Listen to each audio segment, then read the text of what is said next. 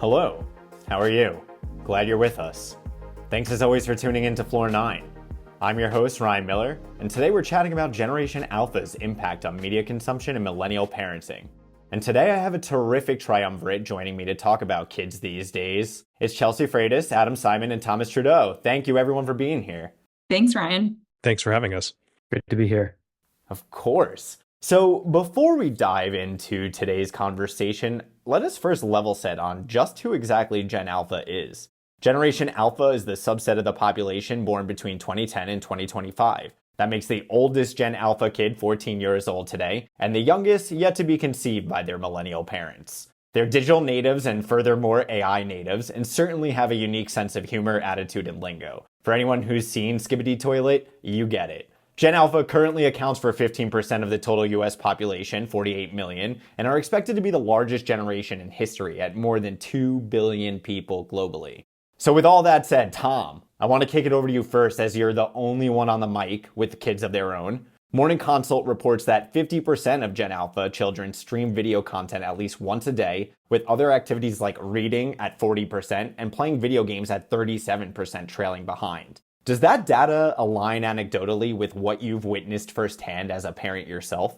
Yeah, I do. I have an 8-year-old and a 6-year-old, and I do want to know who are these 50% of Gen Alpha children who are not streaming video content at least once a day? It seems like YouTube is the app of choice. They like Mr. Beast. They like Jesser. They just love to watch YouTube, and their ability to navigate the apps, whether it's Apple TV, the tablet, their parents' phone, is, well, I'm going to try to withhold my bias, but it is interesting. I wish I could say I've seen more of that reading, but yes, video games, 37%. A lot of the kids play Nintendo Switch. If anything, I anecdotally would have guessed that some of the screen-related activities would be higher.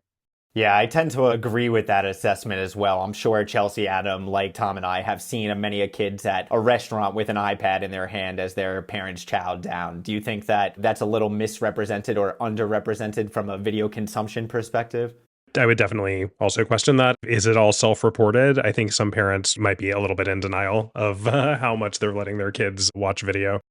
A Nickelodeon Consumer Insight study found that Gen Alpha actually places a higher value on having control and intentionality in their experiences with media. Do we think that this is a product of a child's inquisitive nature in their peak period of discovery? Or is this going to be a defining characteristic of the generation, which drastically differs from millennials who are in that mindless consumption POV when they're interacting with media? Curation is going to be key for this audience. With so much available at their fingertips, they're going to need some level of curation. Whether they're sophisticated and mature enough to make those decisions now, I highly doubt it. Not a parent myself, obviously. I would call myself the resident pank on the mic. Professional aunt, no kids.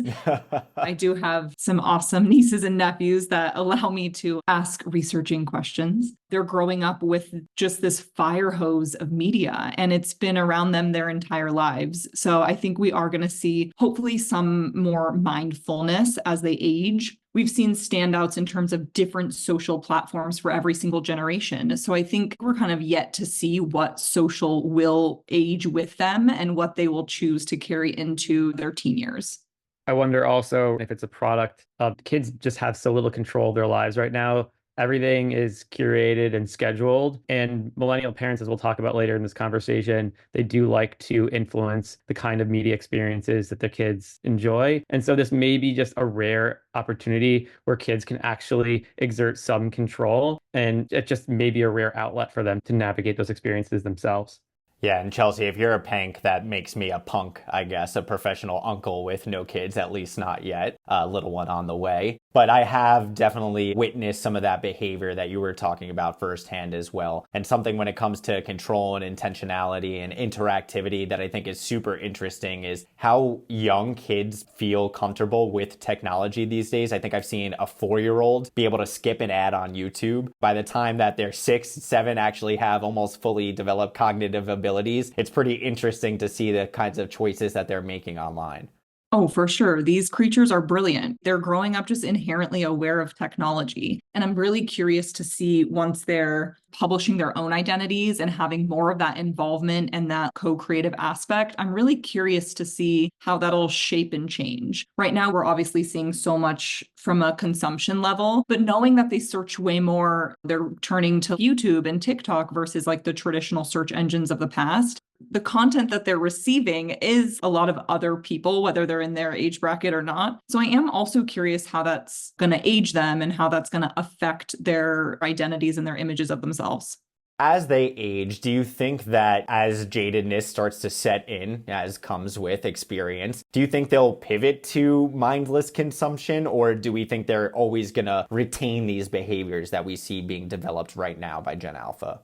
They're so heavily influenced by their peers. The verdict is still out. From a Gen Z perspective, we know that they're hungry for community. If we really zoom out and think here for a second, millennials are the first ones to grow up when they're shaping their own identity through social, and they're heavily curated on themselves. And that image that's going out into the world, that communication, and that almost the reverse of overposting, oversharing, just because that's the nature of the social age that millennials grew up in. And then we have Gen Z, who is so community focused. They really care about that engagement with others. And it's kind of curious, is that just the era that they're in? Is that the era of media that we're in? So I think the jury's still out when it comes to what that will look like for Gen Alpha. I think it is the nature of also being a teenager. But being a teenager also looks completely different. So I think there are so many different unknown factors here that we're just going to have to see what happens as they age. Yeah, and as I alluded to in the exposition, the oldest of Gen Alpha today is a teenager. They're 14 years old. And Chelsea, you just touched on social, so I want to ask you, are we seeing similar patterns emerge when it comes to this generation's relationship with social media? Do we think that they'll eventually exceed their Gen Z counterparts on this front? Are they going to be craving that community you touched on?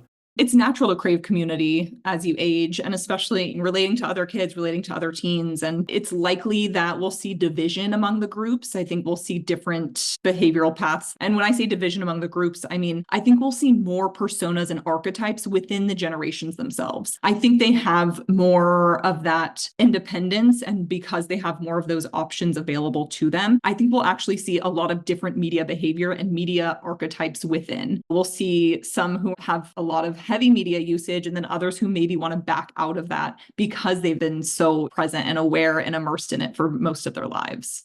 And to go back to one of the previous Outlook trends, the reinvention of social context, Adam, do you think that this will be a hallmark of this generation as well, knowing that they're existing on TikTok and on Roblox and all these disparate platforms where people are coming together to forge community in online spaces?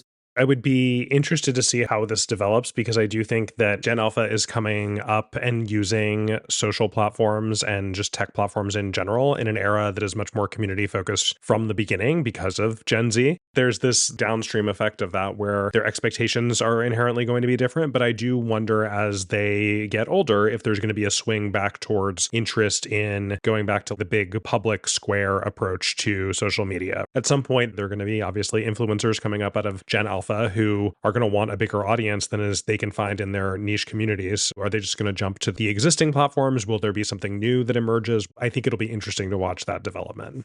I know I talked about Gen Alpha being digital native at the top of the conversation, but what about AI? Adam, do you think this generation is embracing/will embrace AI? And if so, is it just going to be a homework tool or for something greater than that?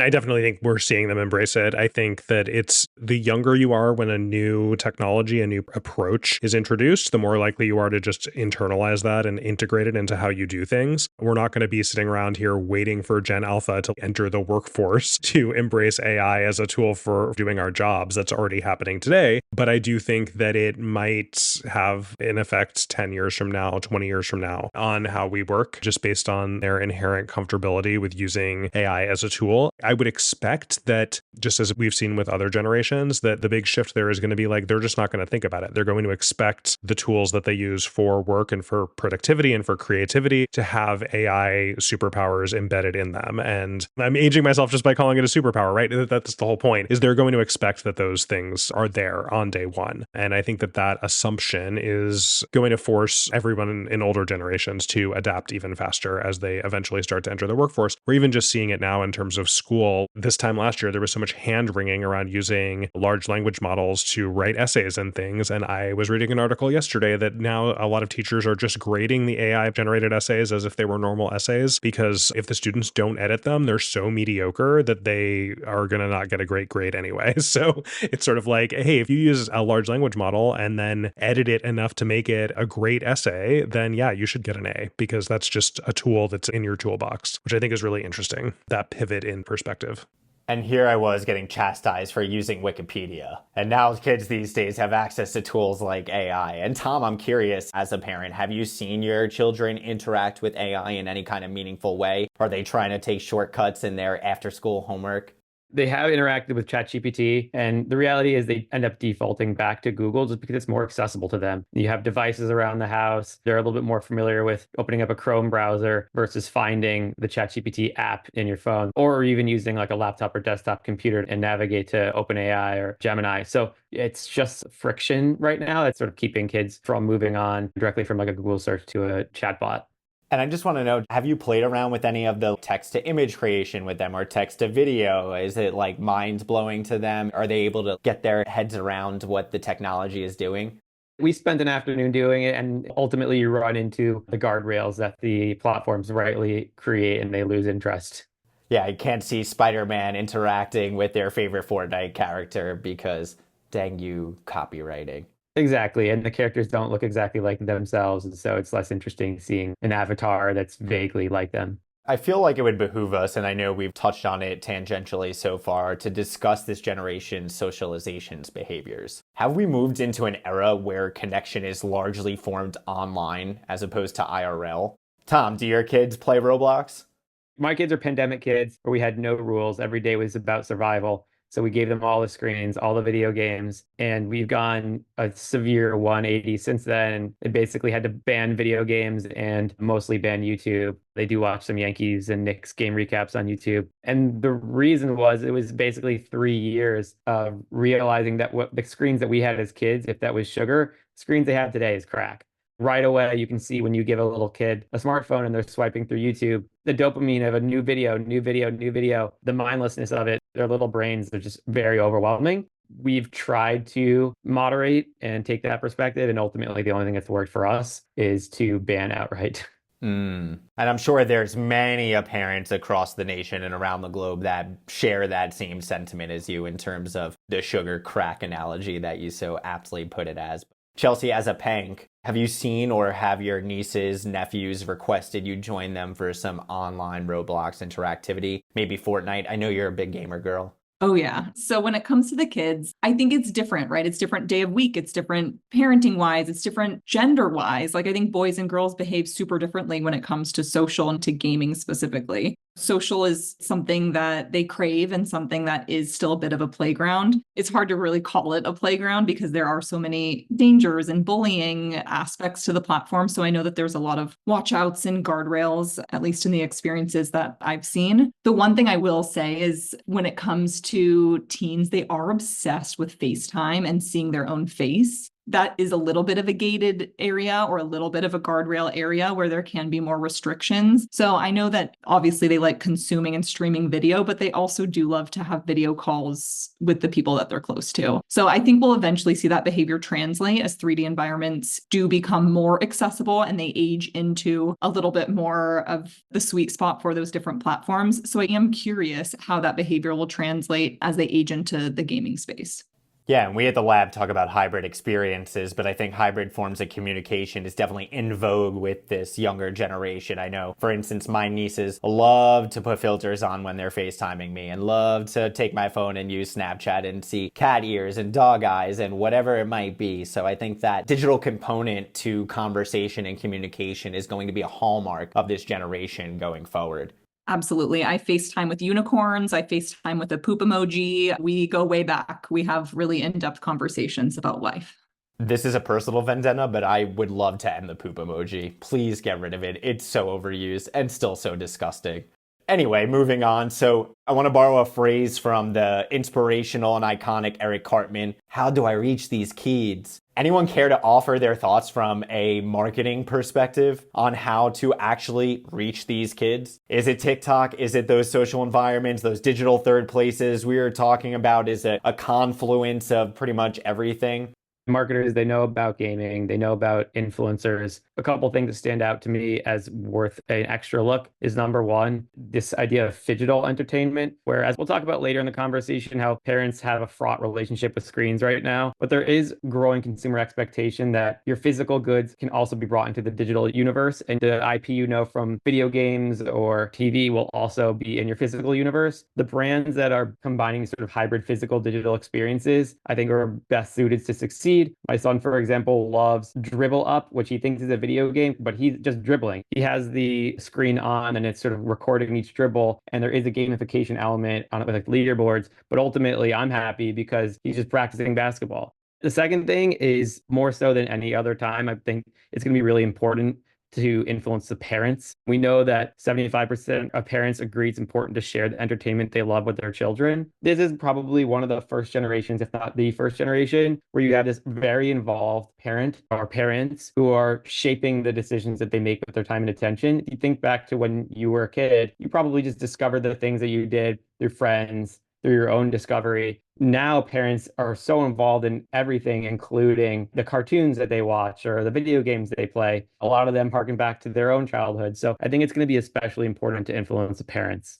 I think one cool thing about what Tom said too, and maybe this is the right time to interject, maybe not. I love the use of AR as the modern co-viewing. It's something you can experience together as a family. It's something you can share. The amount of parents who participated in Pokemon Go with their kids, we're no longer just gathering on the couch for movie night. We're no longer just going to Blockbuster every Friday to get red vines and a VHS. We are seeing the behavior adapt and new opportunities for sharing and what that play looks like. And I think augmented reality is a great media to consider that because it really can turn the world into a bit of a playground. We're back to that word playground, but it can augment and gamify some of those shared experiences. And I know you're from California because you're a Red Vines girl. We're Twizzlers up here in the Northeast, so get acquainted. But I think it's fair that we've devoted as much time to digital impact on Generation Alpha. But do we think there's any pushback towards open-ended play without technology? I know, Tom, you kind of raised this interesting concept of phygital, but does anyone want to go out on a limb here and say there'll be a level of online fatigue with this generation, leading to some Gen Alpha Luddites even? Oh, for sure. For every movement, there's a counter movement. We're going to watch the pendulum swing 3 more times before they age into a space where we can really make solid, concrete insights about them. And I think we're already starting to see it, though, with exclusivity or friction being reintroduced to a lot of categories. Something we were talking about is one small example here in the city, and obviously this is an older audience, but the pop-up of like almost modern speakeasies or like exclusive no phone spaces, like Frog Club, for example. Or we're seeing a lot of influencers throw around this discourse of like, let's reintroduce gatekeeping. I do think from a cultural perspective, we're already starting to see there is fatigue on this era of uber inclusivity. I don't think that's true across every category, and I don't know if that's exactly the right space for every single brand, but I do know on the fringes, we're seeing the reintroduction of friction and more exclusivity. We do know that in 2023, there was record in terms of outdoor participation in the US. Whether that's a blip or a sign of things to come is a little unclear, but as we'll talk about in a second with some of the millennial parenting styles, it definitely could be the start of a trend influenced by parents who want to get their kids off of screens. Yeah, and thank you, Tom, for pivoting on my behalf, because we can't have a discussion without kids without talking about their parents. And in this case, with Generation Alpha, it's predominantly millennials. We know that we, are the only generation to grow up both with and without the internet. So we think this duality has significantly influenced millennials' parenting style. And as a follow-up query, what is the parenting style of millennials? What are some of the defining characteristics? And Tom, I would love to hear your opinion on this as a parent yourself. We're the only generation, meaning the millennials, to have experienced the before times before the internet and the post times, meaning having the internet itself. Where you come down as a parent, meaning I grew up with the internet playing video games and I'm fine, or I remember a day before the internet and I long for that. I think that parents could fall somewhere between those two lines in terms of the characteristics of the millennial parents. And I'll try to withhold my bias and just be descriptive and factual. Our intro to parenting was during the pandemic, which was really about survival over enrichment. You can tell a lot of parents, they really want to break away from authoritarian parenting styles. Everything is a question, even to a toddler, as simple as, do you want strawberries or blueberries? Do you want to go to practice today? There's a lot of collaboration and communication. They tend to favor positive reinforcement. There's a lot of empathy and guidance. There's not a lot of disciplinarians that you might have seen in decades gone by. Many more carrots than sticks. Absolutely. It's a tech savvy and information driven group, which means that we seek information online with our peers. Are we doing it right? Can we do it better? We place a high priority on mental health, both for ourselves as well as our children. We're very attuned to what we're going to send our kids to therapy for in the future with our choices. And lastly, we value experiences over goods. A lot of parents really prioritize family time. One of my favorite stats is that working mothers today spend as much time with their kids as stay-at-home mothers did 40 years ago. That's an incredibly interesting statistic. Just speaking from personal experience, I know that my mom was a working mother back when she was raising millennial children, and even I don't think that she had as much time as you were probably alluding to as captured in this statistic. So it's interesting to see the trickle-down effects over generations and how time has redefined what parenthood looks like. I think we've moved into an era of, oh wait, does anyone hear that? Whoop, whoop, whoop, whoop, whoop, whoop. That's a helicopter parent hovering above their children. I think we're definitely in the era firmly of helicopter parenting. What do we think has driven millennial parents to become this way? Anyone want to offer thoughts? I mean, I'll first say you got a chuckle from me on mute there, so thank you for that. This one's a hard one for me to comment on. I don't want to steal Tom's thunder, so I'm going to call you out, Tom. I think this one goes to you. I don't know why we have this instinct as millennials to be helicopter parents. I know the results of lack of unsupervised play, too many organized activities, and then just having no responsibility is definitely having an impact. Social media is obviously in the crosshairs for a lot of parents, but there's a lot of research that actually the lack of independence that kids get when we have these helicopter parents is part of what's fueling some of the anxiety and mental health issues that college kids have later. And someone was talking about the trauma that we're going to leave our kids with. I think everyone screws up their kids. It's just a competition to see who screws up their kids the least. Do you think that suburban parenting rivalries is that part to blame for this helicopter parenting era where you want the absolute best for your kid, not only for their personal well-being, but so you can gloat to your friends about the report card that they just brought home? Look, we know that parents identify as parents more than ever before. 80% of parents now say that they feel parent is an extremely or very important part of their identity. When you make this core to your identity, of course, you're going to do everything you can to max out and do as well as you can. And I think this is just their instinct for what a good parent does, is they're just involved.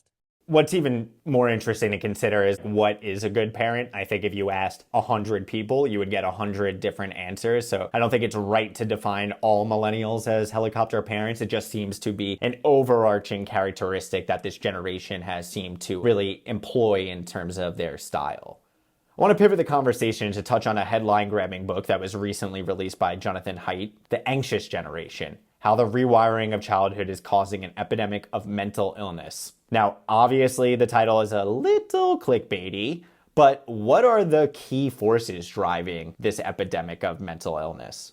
I haven't read very much discourse on this book. I do think this is a major era of lots of social anxiety and lots of mental health issues. I think that's shared across multiple generations. And honestly, I think it's more reflective of the time that we're growing up in. I don't think it's any easier for today's kids. I think it's X amount times harder, but I think creating that safe space is more challenging than ever. We talked at the top of this conversation about media's role in it. It can be a very terrifying space.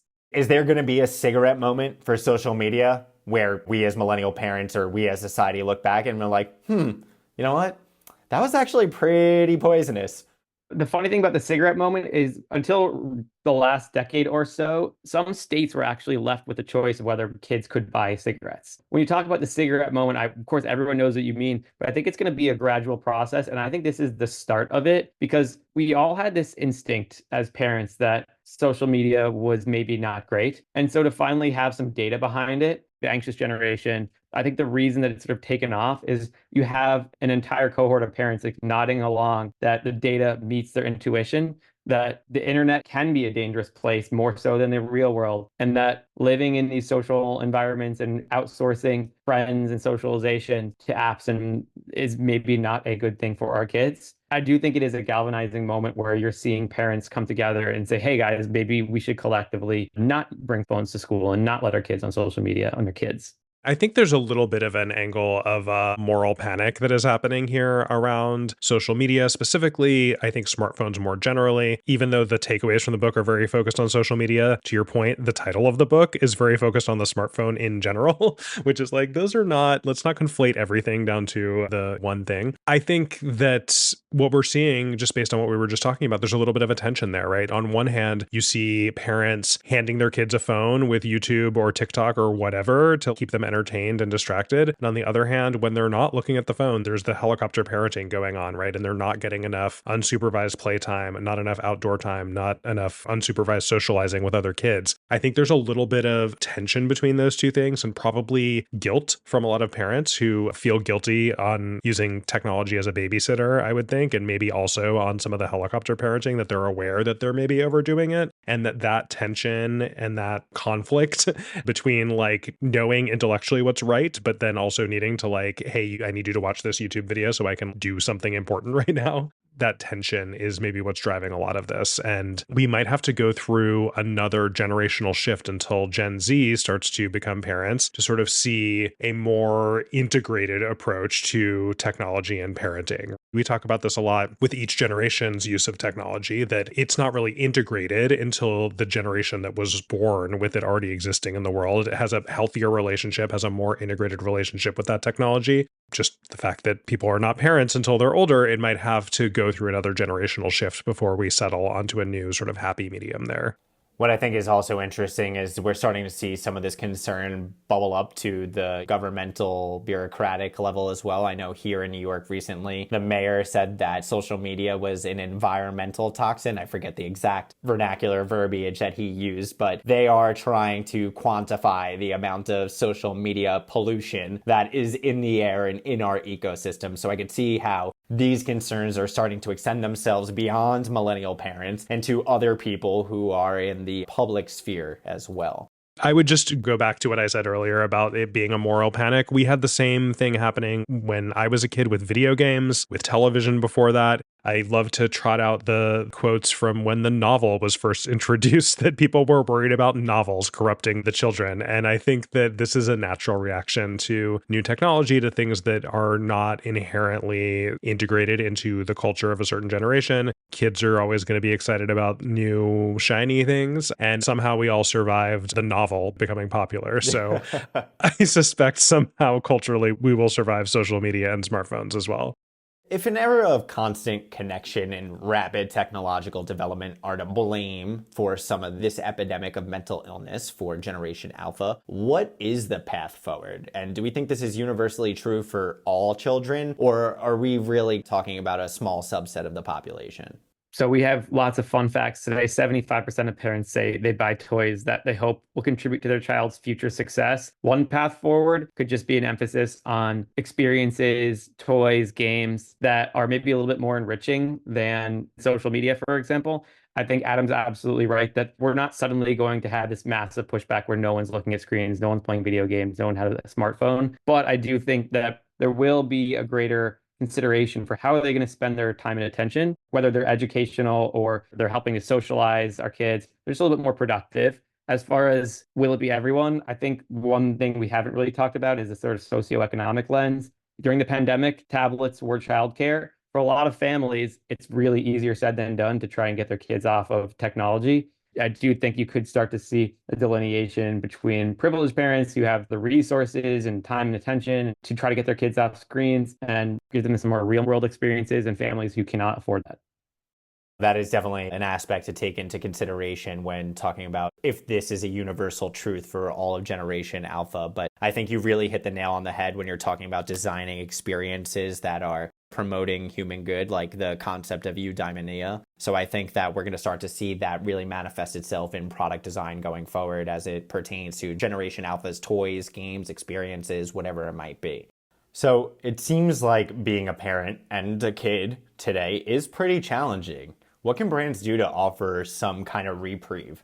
Ooh, that's a big question, Ryan. I think one thing that we didn't necessarily hit on directly that I think is a safer space for brands to activate and to test out is really enhancing creativity. So I think that is a positive of a lot of these tech spaces, is being able to foster that genuine sense of creativity and allow and enable for co-creation. That's the beauty of a lot of young kids in many different ways, is that imagination and creativity. And I think that's an area where brands can really create a platform and facilitate that. Yeah, someone needs to show these kids the clip of SpongeBob doing the rainbow over his head. Imagination. Yeah, see, glad we all have the same cultural touch points here. Interesting to see which emerge from Generation Alpha to become the defining cultural touch points of their generation. My current vote is on Bluey, but we'll see. I cried at the last Bluey special. It got me. It got me good. Hit you right in the feels. And that's what being a parent is all about. Well, as ever, thank you, Adam, Chelsea, Tom, for being here today. Yeah, thank you. Yeah, thanks, Ryan. Thank you. And thank y'all for listening in to Floor 9. Unquenched in your thirst for lab wisdom, you can find us on Twitter at IPG Lab and on Medium at IPG Media Lab. Until next time, bye-bye.